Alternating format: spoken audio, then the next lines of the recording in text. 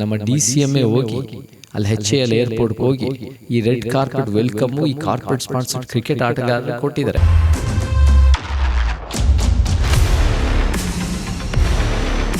ಈ ರಾಜ್ಯ ಸರ್ಕಾರದ ಎಷ್ಟು ವೈಫಲ್ಯತೆ ಎದ್ದು ಕಾಣುತ್ತೆ ಇದರಲ್ಲಿ ನಿಮ್ಗೆ? ಕಾರಣಿಗಳು ಅವ್ರವ್ರ ಮೊಮ್ಮಕ್ಕಳು, ಮುಖ್ಯಮಂತ್ರಿ ಮೊಮ್ಮಕ್ಕಳು, ಜಮೀರ್ ಅಹಮದ್ ಅವ್ರ ಫ್ಯಾಮಿಲಿ, ಇವರೆಲ್ಲ ಏನೇನೋ ಅವ್ರ ಫ್ಯಾಮಿಲಿ ಇವೆಂಟ್ ತರ ತಂದುಬಿಟ್ಟು ಎಲ್ಲ ಒಂದ್ ಕಡೆ ಅವ್ರಿಗೆ ಆಟೋಗ್ರಾಫ್ ಕೊಡೋಕ್ಕೋಸ್ಕರ ಈ ರೀತಿ ಮಾಡಿರೋದು.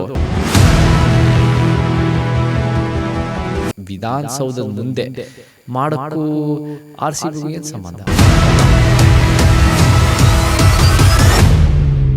ಇನ್ನೊಂದು, ವಿಧಾನಸೌಧಕ್ಕೆ ಕರೆಸೋಷ್ಟು ಅರ್ಹತೆ ಇದೆಯಾ ಇವ್ರಿಗೆ? ಆ ಮೆಟ್ಟಲನ್ನ ಹತ್ತಿಸುವಷ್ಟು ಅದಕ್ಕೆ ಒಂದು ಇತಿಹಾಸ ಇದೆ. ಎಸ್ಪೆಷಲಿ ಕಾಂಗ್ರೆಸ್ ಆಡಳಿತ ಸರ್ಕಾರ is a very business minded ಸರ್ಕಾರ.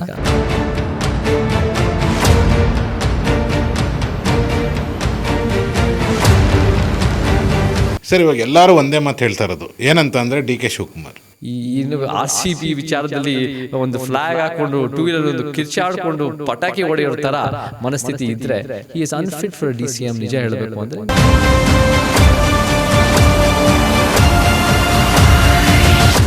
ಅವ್ರು ರಾಜೀನಾಮೆ ಕೊಟ್ಟರೆ ಅದು ಒಂದು ಒಳ್ಳೆ ಬೆಟರ್ ಸಂದೇಶ ಅಂತ ನನಗನ್ಸುತ್ತೆ. ಬಟ್ ಇಲ್ಲಿ ಬೇರೆ ಬೇರೆಯವ್ರನ್ನ ಬಲಿ ಮಾಡಿದ್ರಲ್ಲ ಇವಾಗ ಸರ್ಕಾರದವರು, ಅದು ಎಷ್ಟು ಸರಿ?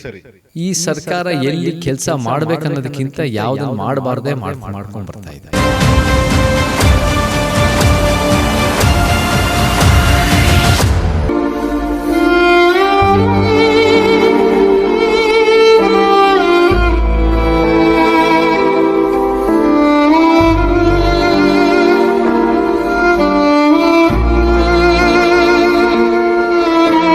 BJP ಇದ್ದಿದ್ರು ಹಂಗೆ ಮಾಡ್ತಾ ಇದ್ರು, JDS ಇದ್ದಿದ್ರು ಹಂಗೆ ಮಾಡ್ತಾ ಇದ್ರು.